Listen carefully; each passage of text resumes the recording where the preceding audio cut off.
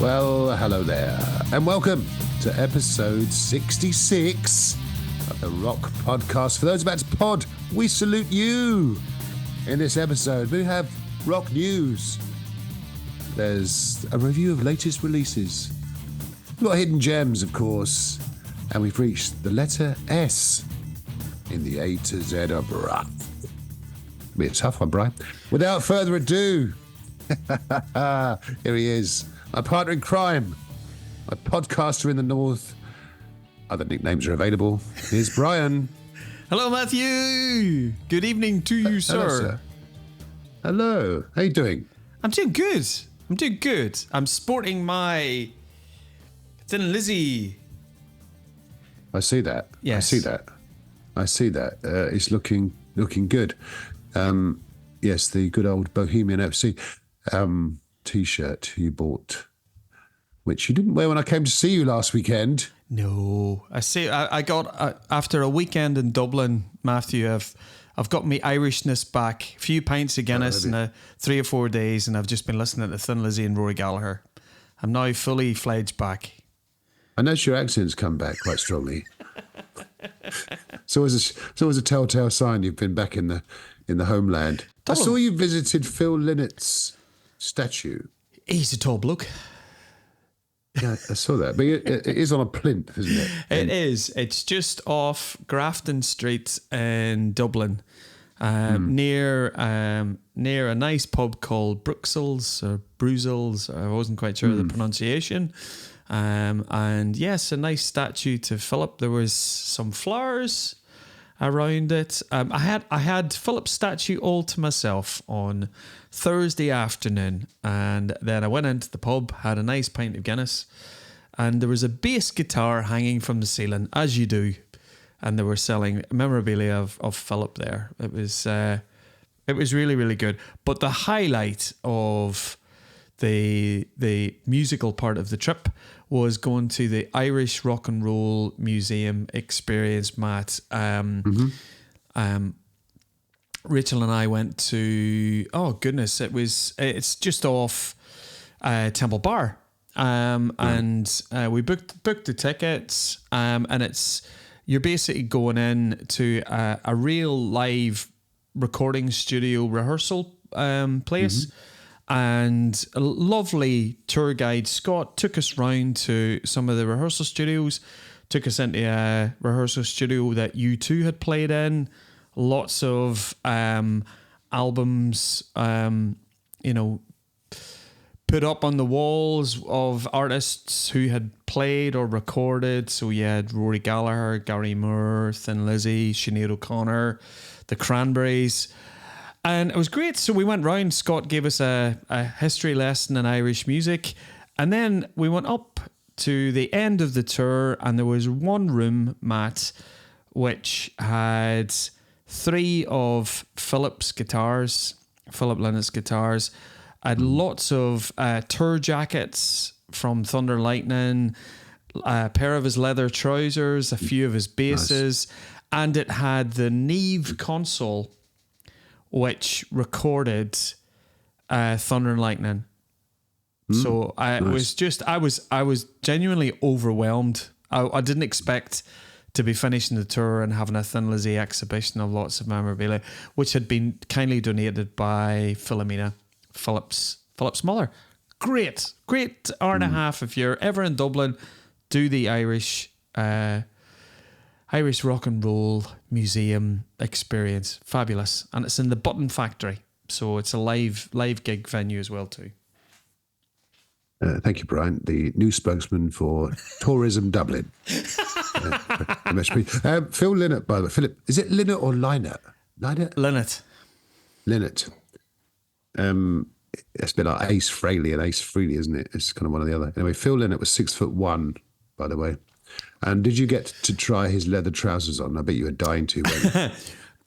Matthew, I would never have fitted in to Philip's leather trousers.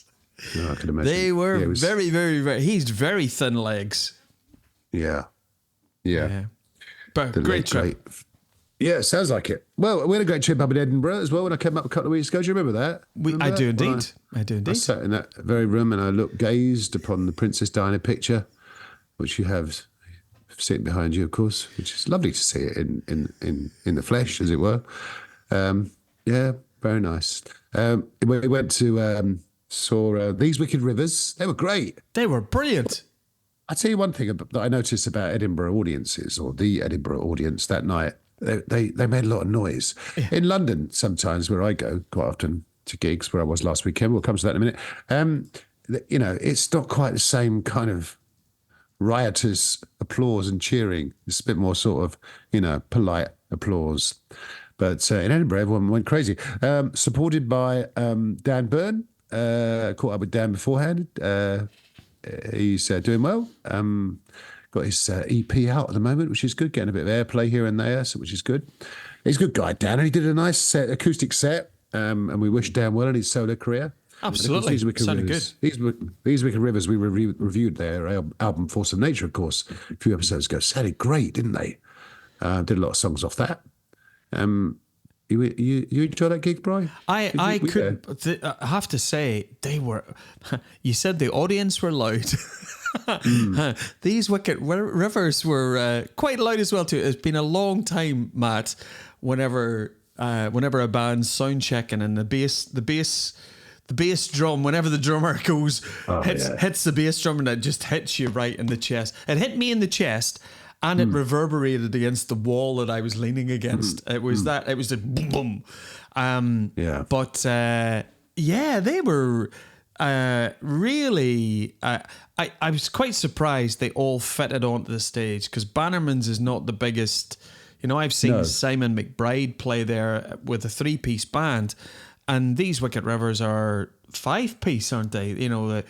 And the keyboard player was sort of squashed back into the corner. But the guitarist and the vocalist, the guitarist was pulling loads of shapes, and they were genuinely really, really into it. And they've even in the short space of time that I've seen them, opening up Stone Dead to playing in Bannermans, they've got a pretty dedicated following. Loads of people. There was lots of people there that were specifically there to see These Wicked Rivers. There loads of merch, loads of people wearing t-shirts. A band on the up. So if you get a chance to go and see These Wicked Rivers, go and see them. They are fab. Yeah, absolutely. And then last weekend I went to see the Scorpions, their UK tour, which was their only UK date was in London, which was fun. And opening for them was Extreme. I mean, what a double bill that was. It was fantastic. And Extreme were amazing. And I was saying to you before we came on air in our pre-production meeting. Pre-production.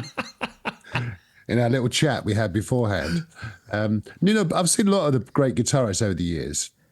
I've seen Jimmy Page and Richie Blackmore and Schenker and Gary Moore and so on. Tony Iommi, Angus Young, and so on. But I have to say, Nuno Bettencourt of Extreme must be, I mean, he's up there. I would say he's one of the best, if not the best. I'm going to be quite controversial here, but if not the best guitarist I've ever seen live, because he is absolutely amazing. And they did the great sort of greatest hit set and a couple of solo bits and everything, which is all good. Scorpions were fantastic. Klaus Meine was a little bit kind of sedentary, or a little bit stiff, I should say. He's had some back issues and a back operation recently, so he was looked a bit frail actually, but he sang fantastically. And the rest of the band sounded great. The stage show I think was from their Vegas residency, so there was a lot of kind of references to Vegas, fruit machines and so on.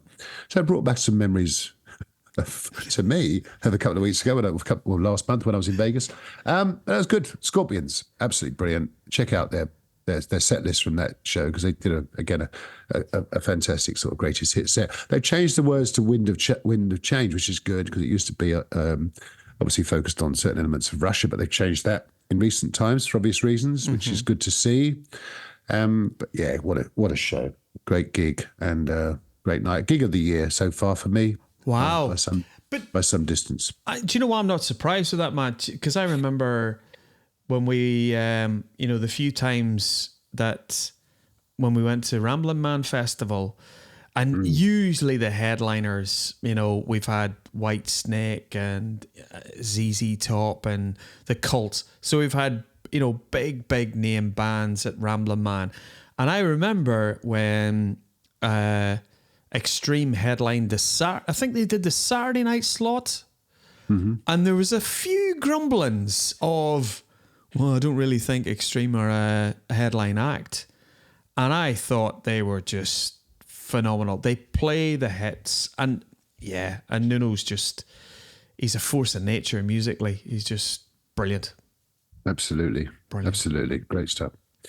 So, Bri, that brings us to news time. What has caught your eye, Bri?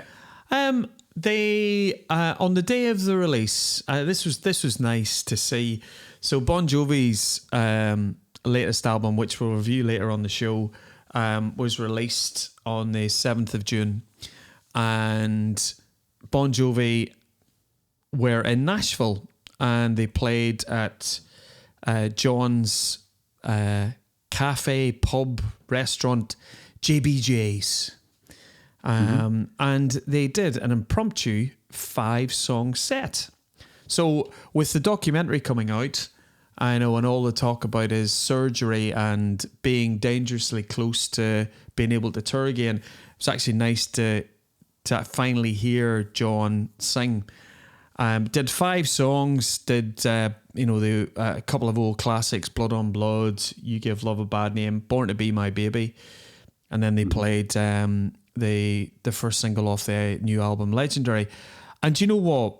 He looked nervous.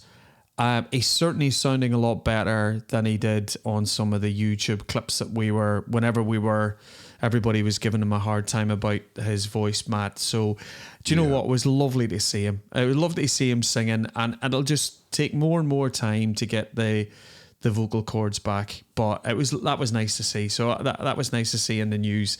The band playing a quick set on the day of the release of the album. It's good. Yeah, absolutely. Yeah, more to come, hopefully. He said, what has he said? He's like worryingly close to wanting to do gigs, or what the expression worryingly close. I don't know what expression he used. It's a strange expression he used. But yeah, hopefully they'll be back. And more to come on the new Bon Jovi album later on in New Rock on the Block. Yeah.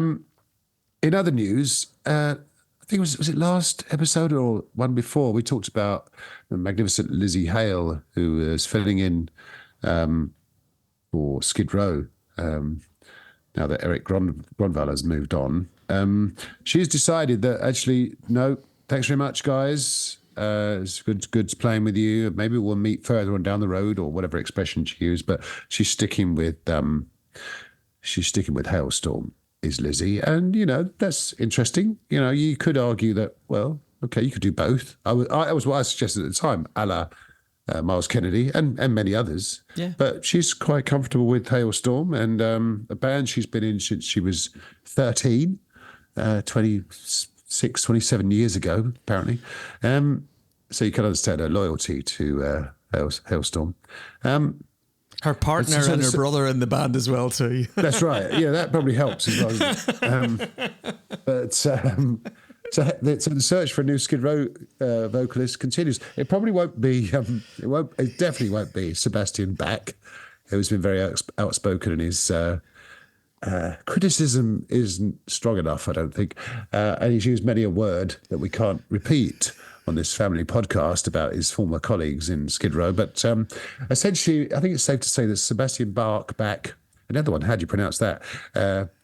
Freely, Lynott. Sebastian Bach won't be rejoining Skid Row, even to the extent that he had a go at a kid or a guy that was wearing a Skid Row T-shirt to come see a solo show, which begs the question, Brian. What T-shirt should you wear if you don't own a T-shirt of the band you're going to see? Do you own a T-shirt of? I mean, I imagine, for example, when I'm going off at a tangent here, when you go and see Bruce Dickinson or Adrian Smith, in Smith Kotzen, for example, Yeah. you're at liberty to wear an Iron Maiden T-shirt, I would suggest.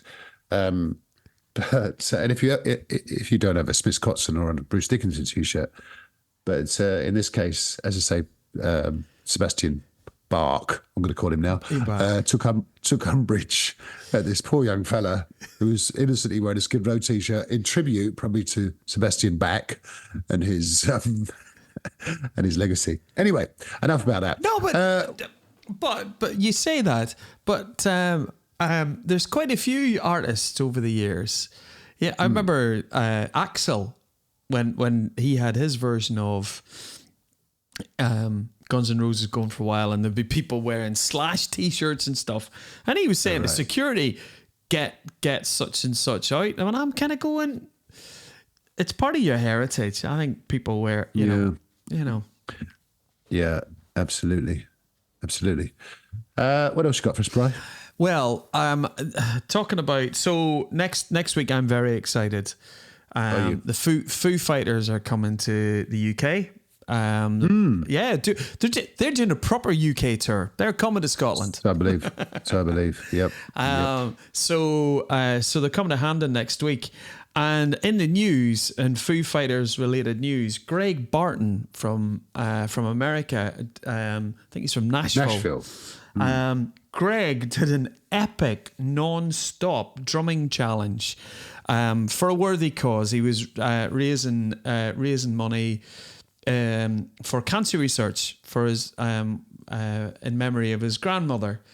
And so on Friday, the 7th of June, Greg played for 9 hours and 15 minutes the entire catalogue of the Foo Fighters. So he played it right from the first song on the very first Foo's album right to the last album. No, I haven't sat. Sorry, Greg, I haven't sat and watched the full 9 hours and 15 minutes, but I have watched all my favourite Foo songs like Congregation and Learn to Fly, and he's a cracking drummer. But and the good news from a charity front, he blew his, he completely surpassed the target that he'd set himself. I think it was maybe around about over $6,000. So hopefully with he's got it up on YouTube, and he might be able to get some good publicity on it. But great drummer. But Matt, can you imagine singing or playing a guitar for 9 hours? I can't imagine doing anything for 9 hours, frankly. Sit in a plane. Yeah, well, actually, I've done that recently. Yeah. I mean, as you said, amazing achievement. And he's raised just under $8,000. And I think, as you were kind of alluding to, hopefully with all the exposure, and I would suggest that our listeners, find Greg Barton, Jeff Barton, someone else completely, of course. Greg Barton's YouTube piece, and if you can sponsor, that'd be great. As you say, it goes to a good cancer-related cause. I thought it was quite cool that he played everything in order, chronologically, basically, from sort of song one, album one, side one, to last song of side two on the most recent album, which is pretty good. It's a song called Rest on, but here we are. So that's cool. Yeah, good on you. Good on you, Greg. Yeah, well done. Nice but maybe touch. we'll stick the YouTube clip up on our Facebook page. Yeah, absolutely. We should do that. In sadder news, however, Kerrang TV is closing. Now, we've talked fondly about Kerrang magazine over the years. We were big fans of Kerrang magazine back in the day. Kerrang TV actually started back in 2001 and is finishing at the end of this month. It's owned by Channel 4, the UK TV company, Channel 4 Corporation, to be precise. And along with 2 or 3 other channels, they are deciding that it doesn't fit into their 5-year strategy, which is a shame because, it's one of those kind of stations that you sort of rely on, really, if you want to go to it and watch a bit. I remember watching it, and you could pretty much guarantee if you, I think you sent, I think it was a text or an email or something to get a request on, they pretty much play it. It was great. It was very interactive. But I guess in the current era, whereby you could do a similar thing with YouTube, any song you want to see or listen to, you can go to it and watch it. It's sort of made correct TV a little bit sort of redundant, as it were. But it's a shame. Another one of the kind of rock institutions, which will at the end of June sadly bite the dust. So R.I.P. Kerrang TV. Right, Matt. We come to the part of the show where we discuss new rock on the block, and we have 3 albums to discuss. New releases from Collateral, Halestorm, and the aforementioned Bon Jovi. Where would you like to start? Let us start with the new album from Collateral called Should Have Known Better. I'll kick off with this one, actually. Okay. So Collateral have been going since 2017. British band from Kent in the southeast of England, in case you don't know your geography of England. I've seen them a few times, actually. They've got that kind of 80s vibe about them, and that sort of comes through on this album. But not in a way that is sort of, it sort of consumes you completely, but there are certain kind of elements which are 80s, but it still works, I think. I would bracket them with Heat, for example. They've got that kind of vibe about them, that sort of almost, glossy, 80s produced. In a way, you could also probably stick them alongside Europe. I'm sure they're influenced by both Europe and Bon Jovi because they've got melodies coming out of every pore. Good musicianship, and Angelo Tristan is a great singer and a great frontman. As I say, the vibe is very much of that kind of melodic 80s style. And in some respects, quite often bordering into country. Songs like On the Long Road and a song called Elysium, which I really liked. So they've got a bit of everything going on. But good songs, good lyrics, and as I say, good musicianship. I actually liked it. Needed a few listens, I'll be honest, before I kind of got into it, which is, fairly standard, I suppose. You can't just expect an album to kind of grab you necessarily at first listen. But, 3 or 4 listens in, and I liked it. I look forward to seeing these songs perform live, actually. I think, good work from Collateral, new album. What did you think, Brian? I loved it. Good. I thought you might, actually. It's right up your street. It was. I was listening to the album. And as you say, it covers very safe territories for me. Very AOR. The opening track, which is Glass Sky, didn't get me off to a good start with the album because it had a very Europop, Eurovision sort of like soft rock Rammstein, and there was kind of like a Chris Barris. Those Damn Crows feel to it a little bit, that sort of like thumping sort of bass. But there's some killer tracks on it. The original Criminal reminded me of Rat. It was, it was that kind of like Warren DeMartini sort of real crunchy guitar. Just One of These Days is right out of Nickelback's catalogue. And you mentioned Bon Jovi. Teenage Dreams is a track that Bon Jovi should have had on their new album. It was they please put this on the playlist, Matt, because it's a standout track on the album. It's a track called No Place for Love. It's just an AOR classic. So but it's not all AOR. They cover a few subtle sort of avenues on the album, so it's diverse enough that it's just not, you're not listening to a status quo and it's like, here's where it is. So I was pleasantly surprised, and bearing in mind, my goodness, they played on the Rising stage at Ramblin' Man in 2019. Yeah. They've They're doing all right. They're doing all right. doing really hopefully good. this takes them to another level. Yeah. Because they've got the chops, and now I think they've got some really good songs. My only criticism, and I tend to major on this subject, 35 minutes, 9 songs. I was thinking, lads, just give us one more song. One more song. I was all right with that. I was all right. I know, all right but we've with gone that. the other way.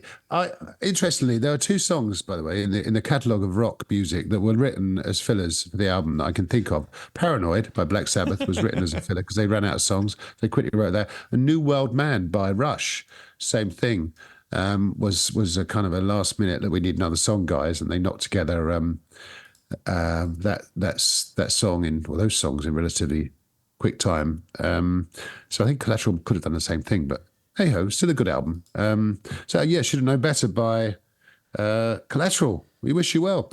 Which brings us to Halestorm, live at Wembley. Now, live albums. We all know, of course, everyone knows, and this is not disputed, that the best live album. I've said it millions of times. We all know we all know that UFO Strangers in the Night is the greatest live album ever. Of course, closely followed by Unleashed to the East, and If You Want Blood, You Got It, and Live in the Heart of the City. But this And is Live and Dangerous. I'll just put it in there. and Live, all right, and Live and Dangerous, didn't is it? So other live albums are available. What did you make of Live at Wembley by Halestorm? Matthew. Yes, I have a question to you ask liked it. you. Yes. I have a question to ask you before I do this. Why do you like Strangers in the Night as a live album, Matt? What? Why do you like it? You don't even know me, do you? 22, 23 years, and you don't even know me, man. No, but why? Why do I like it? Why is it? You've got lots of live albums in your catalogue. Tell me, just tell me the reason, because I'm probably going to use. I'm going to. Why? I think it's got great songs. It's got great performance. It's just got excitement. It's got passion. It's got the crowd going nuts. It's raw and so on. Okay, thank you. So when I listened to, I'm going to start with the positives on this. Lizzie Hale is an amazing vocalist. When you listen to this album, and when she walks out and when she sings, is it "I Miss the Misery," and she sort of does her opening sort of screaming intro to the audience, like she's got a great set of pipes on her. I'm listening to it going, my goodness, Lizzie, in 10 years' time, number one, are you still going to be able to do that? And two, are you going to have a voice? But if she's been singing since she was 13, she's looked after. So she's the star of this album. She's a great singer. And that's taken nothing away. That takes nothing away from the rest of the members of the band. The one thing I would say about Halestorm, they're a lot more heavier than in recording. So live, they're I'm hearing Nwabum. I'm hearing really, Love Bites, the second track in the album. It could sit on a Judas Priest album. So if you want a warts and all kind of chronicle of Halestorm right now, this live album will suffice for you. The challenges I have, and the high points for me is actually when Lizzie's at the piano and she sings "Breaking Shatter Me." There's slower acoustic tunes on it, and it just showcases the wonderful vocal. But there's two things, Matt, which let this album down for me. Number one, the production. It feels as if the guy who produced, that Metallica album where there's no bass on it. This Justice for All. Yeah, this album has no bottom end for me. And I thought, is it my speakers? Is it my... And I went and listened to Strange. I listened to UFO. I listened to Live and Dangerous. I listened to lots of other live albums, If You Want Blood. And there was no bottom end in it, and I just thought maybe that's what Halestorm sound like. But on a live album, I just didn't like the mix. And there's a great song on the album. It's like a great track called Amen, and it's got Iron Maiden dual guitars in it. It's got crescendo up and down, but there's an electric guitar in it that's out of tune. No, really. And it's whether it's out of tune or it's got the chorus effect on it that makes it out of tune. And I listen. The only track the track I've listened to loads of this album, Amen. I'm going, is it my ear? Is it my ear? And the rhythm guitar sounds out of tune, Matt. So if you want a warts and all, yeah, it's a good whatever. And yeah, so just songs are great catalogue. Just missed it for me on the mix and a few tuning issues. But I know you're a fan of Halestorm. I do like Halestorm. I wasn't at this gig, unfortunately, at Wembley Arena last year. But it's a great hits type set. And I was thinking, actually, to your point, no overdubs, as far as I can tell. Whereas some of the great live albums that we've talked about, Live and Dangerous, Unleashed in the East, Strange in the Night, did have plenty of overdubs. In fact, they were more overdubbed than live to an extent, whereas this is, as you say, warts and all. I think you touched on. I liked it. I in a way, I'm putting aside all the negatives that you mentioned because I don't really care about out of tune guitars. I quite like them, really. In a way, I mean, AC/DC had a whole couple of albums of out of tune guitars. Because I think it has a little bit of character. And, exactly. and her voice does go a couple of times, and I think, well, fine. Because as I say, everyone's voice kind of goes when you're hitting those notes. And songs are great. I mean, it is a great hits set of songs. I Miss the Misery, as you say. Amen, I would have called that. Freak Like Me, which is good. Rock Shows, okay. I don't know why we need a drum solo on a record. I don't even know why we need drum solos live, really. But her brother TJ, I think his name is, he's an amazing drummer, complete nutcase, but he's a good drummer. Yeah. We had a drum solo on Saturday night, and I, in a way, I appreciate drum solos because they're an opportunity to go to the bar or go to the bathroom. But I'm not sure we need to put one on a live album. But no, I thought it was good. I did like it. I think it captured them live quite nicely, as you say, warts and all. It's not the greatest live album. I don't know whether live albums are a bit passé.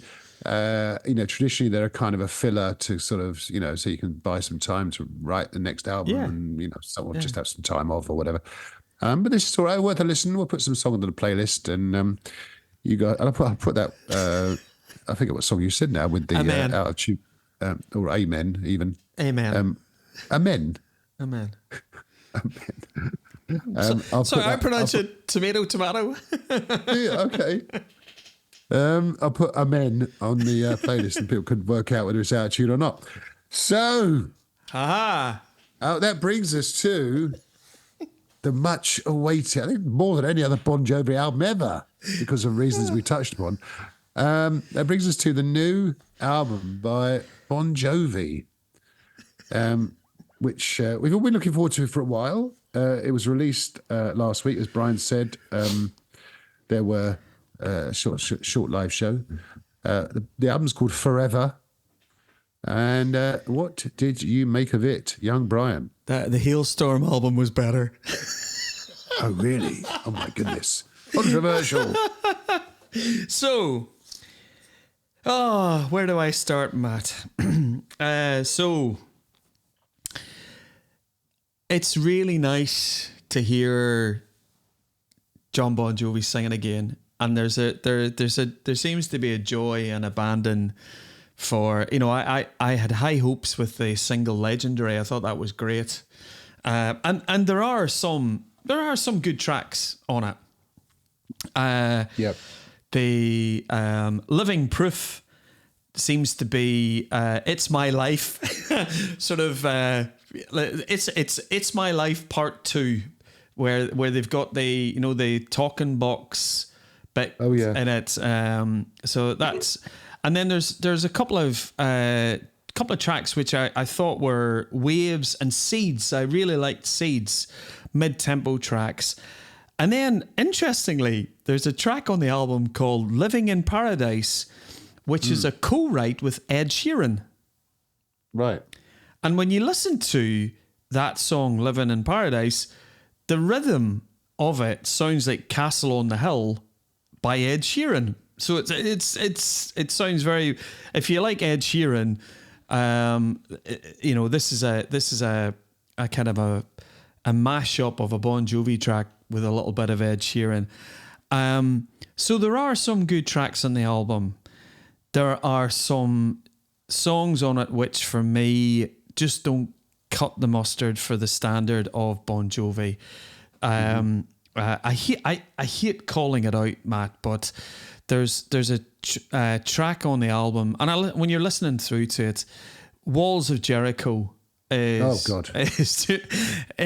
just, oh my goodness. I'm not a songwriter, but when I listened to that, I was like going, that's not great. And then my first guitar, it just took me back to Roger Taylor singing about "I'm in love with my car," and it just did nothing for me.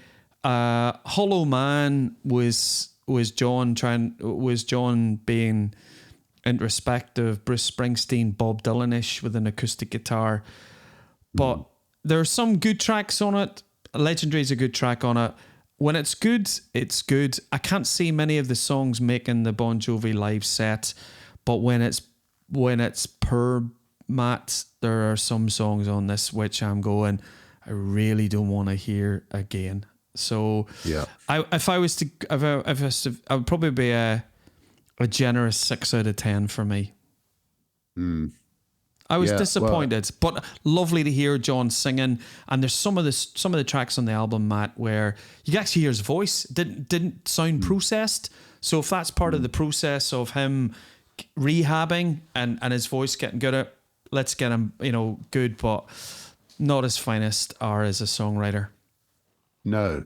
How about you? No, I think I would absolutely agree with you on a lot of those points. There are some absolute stinkers on this album. I mean, for example, Legendary's all right, as you say, that's okay. There's a song called We Made It Look Easy. When I saw that title, I thought, oh no. I mean,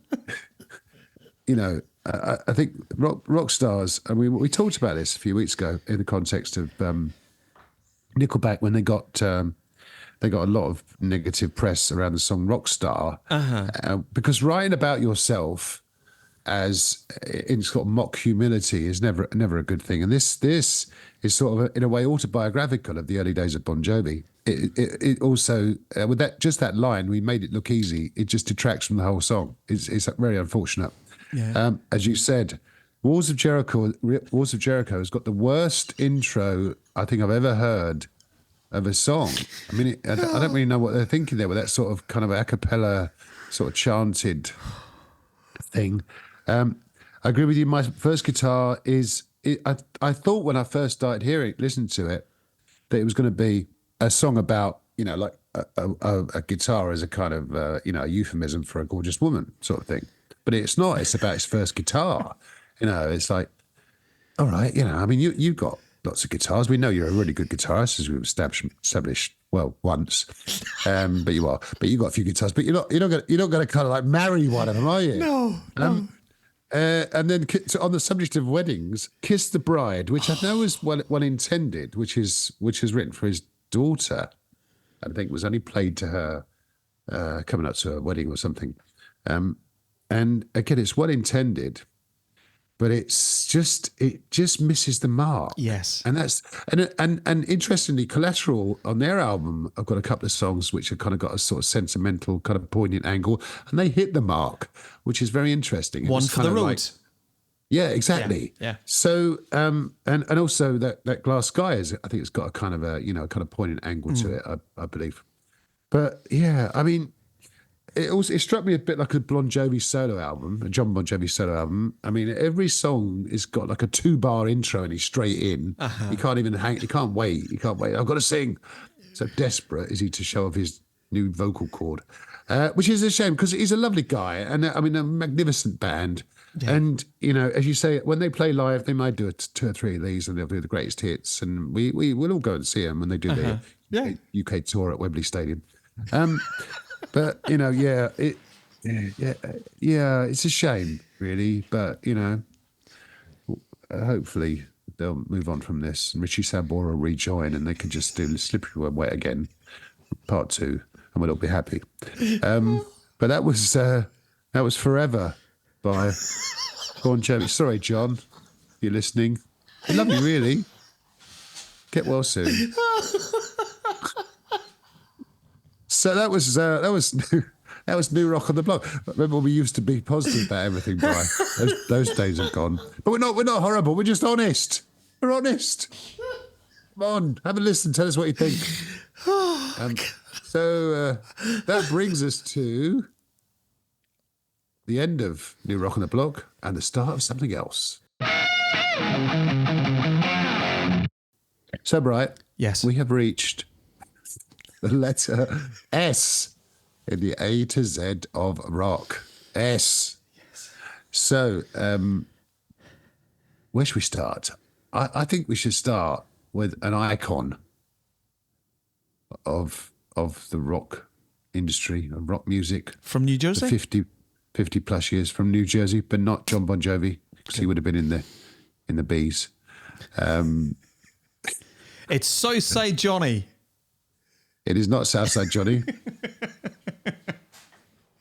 It's Northside Billy. It's the boss, Bruce Springsteen. I always remember in about episode 2 or 3 or something like that, we were talking about Bruce Springsteen coming to the UK, and I said it'd be nice for him to play near me when I lived near Croydon.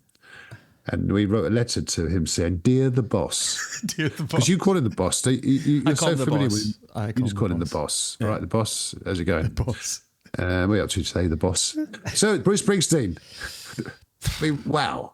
Still going strong. You've seen him a couple of times, haven't you? You love the boss, don't you? I love going to see the boss live. I don't have that many albums by him. And I always remember the first time going to see the boss in Sunderland, and it was an hour and a half into the show, Matt, and I knew one song. Wow. He's still, he's mid-70s now. He's had a few health scares of late. I know he's had to cancel a couple of shows on his European tour, but when he plays, he gives you 3.5 hours of just solid rock and roll. He's an icon, as you say. So no better place to start the S's than the boss, Mr. Springsteen. Stick whatever you want on the playlist of Bruce Springsteen. Born to Run. I will. Yeah, I love that song. Born to Run. That was his third album. He released 2 albums in 1973, in the days when they used to release a couple of albums a year. Greetings from Asbury Park and The Wild, The Wedding and The E Street Shuffle. And then, as you say, moved on to, just iconic albums. Born to Run, Darkness on the Edge of Town, The River. That's one of my favourite. And what a song that is. Talk about story songs. I mean, that's the way you write them. And so on, Born in the USA and so on. Wow. I mean, what a man and what a legacy. And rightly known as, I'm not sure what I call him, the boss, but anyway. I wonder who coined that, actually. Can you give yourself a nickname? Yes. Can you? Yeah. Okay. I might start calling myself, something along the same lines. Can't think of it yet, but I'll get there. All right, that was Bruce Springsteen. What else you got? Where else are we going to go in the letter S? There's so much scope. There is. Well, let's just get some of the easy ones out of the way. Somebody who we have not mentioned on the show for ages, and thank goodness he's going out on a stadium tour of America, or he would be on the phone saying, "Guys, why are you not talking about me?" That was my Sir Vivian accent attempt. Jeez. Really? Wow. Okay. So, yes. Vivian's first band that he was in before he joined the Wondrous Deal was Sweet Savage from Narn. Sweet Savage, who were part of Nwabum in the early days, in the early 80s. One of the probably prominent, if not the prominent, heavy metal band in Northern Ireland. Probably famously known for Metallica covering their one of their songs, "Killing Time." But Sweet Savage from Northern Ireland, featuring the wonderful Vivian Campbell, and Simon McBride was in them as well too for a little while. Okay, great. Yeah, Sweet Savage still going strong, kind of. 1979 to present, it says on Wikipedia, which means they're still going. Well, talking of Nwabum, of course, we can't mention Nwabum without one of the mainstays and one of those that have stood the test of time since then. In fact, they sang about Nwabum in one of their songs, Denim and Leather. It's the Mighty Saxon. Now featuring, of course, Brian Tatler of Diamond Head, the Nwabum band, on guitar. And Saxon, wow. What a band. I mean, they formed in 1976. They predated Nwabum. Nwabum, of course, for those who don't know, is the new wave of British heavy metal, which lasted from 1979 to 1982, a term coined by the music magazine Sounds, of course, another S. Yes. Yes, indeed. Did you watch... So, or did you watch? Did I watch? Did you read Sounds? Did I watch Sounds? No, I read it. I didn't watch it. I mean, I sort of watched it and then I picked it up and read it. But yes, I did buy Sounds for a few years, and it was superseded by Kerrang that we mentioned many times. Mm-hmm. But Saxon are, well, again, one of those iconic bands, still going strong. Proper heavy metal they are, fronted by Biff Byford, and. Is it Byford? Yes, it is. It is not Bifford. The thing is, it could be, couldn't it, really? It's a bit like, as you said about just about everyone in the world of rock. It could be Lynott, Fraley, Bifford, Byford. No, it's Biff Byford. Peter Biff Byford. Yes. Give him his full name. But he featured in the Bees, of course. Also in the S's, a band that I saw last weekend, Scorpions, who were formed in the year I was born, for crying out loud. Really? So they're 40-odd years old, at least. Yes, Scorpions. Admittedly, Rudolf Schenker and, they were very young at the time, of course. Rudolf Schenker and Klaus Meine were in the band then, and now they are reaching their twilight years, but they're still going strong. So again, a magnificent catalogue of songs and albums over the years. As I said, A Wind of Change through to Love Drive and Bad Boys Running Wild and so on. There's a theme in their songs, though, which I won't go into, but it does quite often sort of date them to the 80s when there's a lot of mention of, girls and women and, backstage and so on. But we won't go into that. So that was the Scorpions. So, Matt, another S, a band that we have been championing for Stone Dead. Slayer Yes. for Stone Dead. They need to reform first, of course, but... well, they kind of have. Okay, for two shows. That's true. 1981. Yeah. 1981 they were formed. 1981. They were formed in Barnsley. I'm still thinking about Saxon, you see. Formed in 1981 in where else but California. Aye. One of the big four, of course. Thrash. They basically invented thrash. Magnificent. I mean, the pure energy of that band. I mean, just stick on. Anything from Seasons in the Abyss to South of Heaven to Raining Blood, and you'll see what I mean. It's just absolutely kind of, just smashes you in the face. Talk about bass drum in the chest. Just smashes you in the face and then kicks you in the stomach and then, asks you if she wants some more. It's just absolutely magnificent. Yeah. And then you meet Tom Araya. He's lovely. And he's absolutely lovely. They're absolute pussycats, those guys. Kerry King, of course, the master of the riff. The King got a new album out, which we almost reviewed last episode, but we didn't. Too scared to. In case we said a bad thing and he came around our house and smashed us over the head with a flying V. Yes, Slayer, the mighty Slayer. I'm going to throw in a few other notable mentions at this stage. Status Quo, of course, the mighty Quo, still going. Yeah. They formed in about 1960 some odd as well. I mean, they're still... Francis Rossi, of course, still the only original member now, sadly, but the mighty Quo. We talked about them last time, I think, with Quo, was it last time? Under Q for Quo Live. Yeah, Quo, mighty Quo, Status Quo. People outside the UK are thinking, who, why, when, who are they? But Status Quo, a British institution, and long may they reign. Oh well. What else you got for us, Bri? I have to put in one of my favorite bands. Probably made the greatest single in 1982 from the soundtrack of Rocky 3. That would be The Wondrous Survivor. Yep. Yeah. Yeah. So, you half pick them, don't you, in the context of all these other bands you can choose. And you pick Survivor and Sweet Savage. I love Survivor. Survivor, fantastic. Yeah, Too Hot to Sleep, Jimmy Jameson, Dave Bickler, great singer. Great singer, Survivor, fabulous band. Yeah, absolutely. Got slightly kind of, tarnished as being a one-hit wonder, didn't they? But they've got some, a bit more of a catalogue than that. And another band that somewhat gets tarnished with being maybe I don't want to say, a one-hit wonder, but maybe cheesy singles and Christmas songs is good old Slade. So in the UK, Slade are, and I know you saw them and was it at Donington, and I can remember loads of people when they talk about the Donington Festival, when they go through the years, when they say, who's the best band that you've seen? And they'll do AC/DC or Van Halen. And they say, who surprised you the most?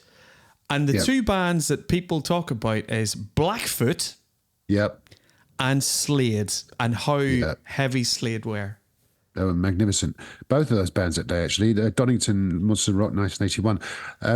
I was even on the cover of, actually not the cover, but in a picture in Kerrang magazine, looking from the stage to the audience when Slade were on, and they threw toilet rolls into the stage for some reason. But they were great. Yeah, good old Slade. Yeah, much more than a one-hit wonder. They had about 15 number ones in the UK. Still renowned as that for that Christmas number one, which earns them a fortune every June, apparently. Let's move on. Let's also mention Soundgarden. Yes. We mentioned Skid Row earlier, the magnificent Soundgarden, fronted by late, great Chris Cornell, of course. We've got, courtesy of many of our listeners, put this on Facebook, we've got Shinedown. Love Shinedown. What a great singer. Great singer. Yeah. Well, in fact, Brent Smith, you put together a Smith super, what are they called? Supergroup. Supergroup, that's it. You put together talk us through the Smith supergroup. I couldn't really call them the Smiths because that name's taken. No. That's true. That was, so I called it the Smith Band. So I'm so imaginative. I know. So my drummer, you actually choice of two drummers.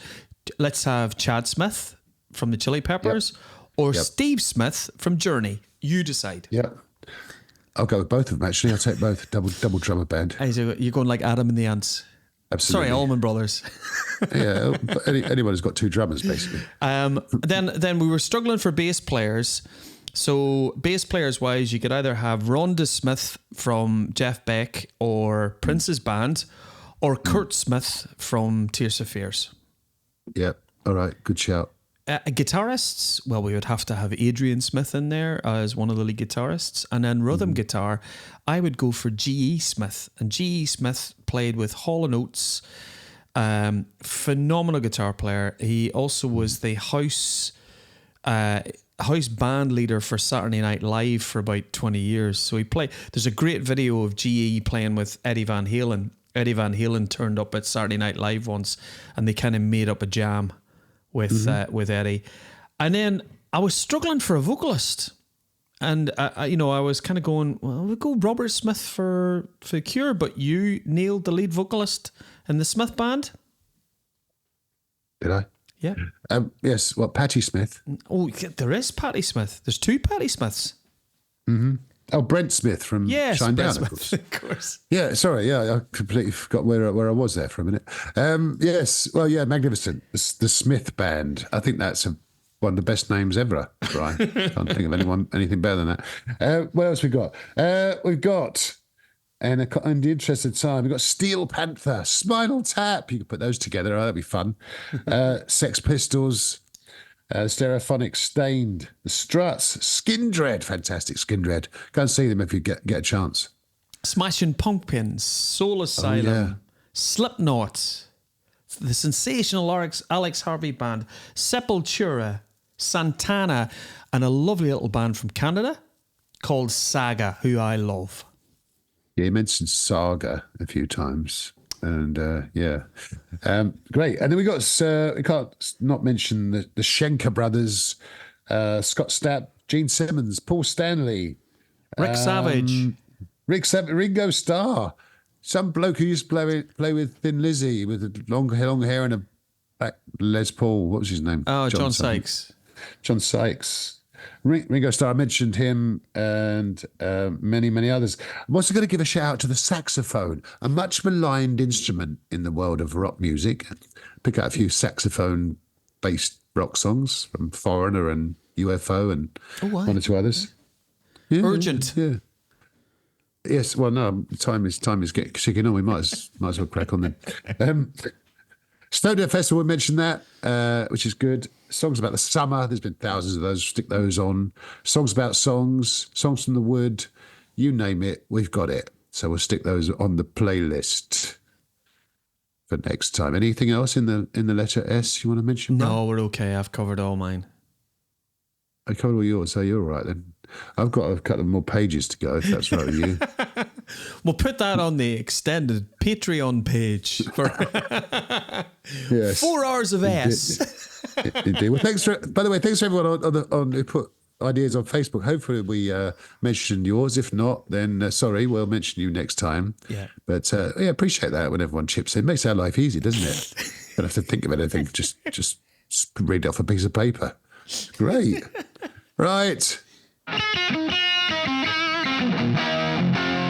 So, Brian, that brings us to everyone's favourite part of the podcast. We always squeeze in at the end and rush through it. Hidden Gems Eyes. Thanks, Lola. Sounding good as always. What do you got for us, Brian, this time? I'm sticking with the letter S, Matt. I kept this one behind specifically. I am going with the soundtrack of grunge from 1992. I am going with the album Singles. Are you? Yeah, I am indeed. It got me thinking when we were going through Soundgarden and we've been talking about Pearl Jam lately. I just thought I would. I've been listening to them, and I thought, what a cracking album! The original motion picture soundtrack for Singles. It's got oh my goodness! It primarily focuses on the Seattle grunge scene in the early 90s. So you've got contributions from Chris Cornell. Has a wonderful acoustic track on it called Seasons. You've got the Smashing Pumpkins. Oh, Matt, put on whatever you like on the playlist from Singles. The Singles album is fabulous. So I'm going for this episode, the Singles official soundtrack. Very good. What have you got? I like that. I've got another S for you, actually. Almost like we planned this. and this was recommended by one of our listeners, actually, Richard Monk. Hello, Richard. Hope you're doing well. He's recovering from hip surgery, so we wish you well, Rich. And he mentioned to me a magnificent album from 1979. In fact, we mentioned the band earlier, Blackfoot. This is an album called Strikes. Oh, okay. Absolutely brilliant album, and got a couple of covers on it. It's got I got A Line on You, the old Spirit cover, and it's got Wishing Well, the free cover on there. But it's also got some great songs. It's got Train, it's got Highway Song, which is their, I always felt that was their kind of free bird, as it were. Great song, kind of road song, as it were, about touring. Doing a UK tour in those days when they used to do about 15, 20 dates around the UK rather than just one date in London. But yeah, check it out. It's they were a magnificent band, Blackfoot. As you said earlier, I saw them at Donington in 1981. I keep saying 1981, don't I? 1981. But no longer a band, unfortunately. Ricky Medlock's the singer and guitarist of Blackfoot is now with Leonard Skinner. They left a magnificent legacy, and this is from 1979, the album Strikes by Blackfoot. Brilliant. So, that's it then. Isn't it? Whistle Stop Tour through the letter S. Just an opportunity for us to thank everybody for listening to the show. If you're catching us, you can subscribe to us on all of the normal streaming services, Apple Podcasts, Spotify, and a number of other channels. Also, thanks to Scotland Rocks Radio, who have us on every third Tuesday, and they have just celebrated their 5th anniversary. So congratulations to the guys for all of the hard work that they do in the rock and metal scene. That's about it, Matt. Okay. Yeah, good. All right. Well, yeah, we'll see you next time then. Thanks for listening. Cool. And keep in touch. Facebook and so on. We look forward to hearing from you. Bye for now. Bye for now. See ya.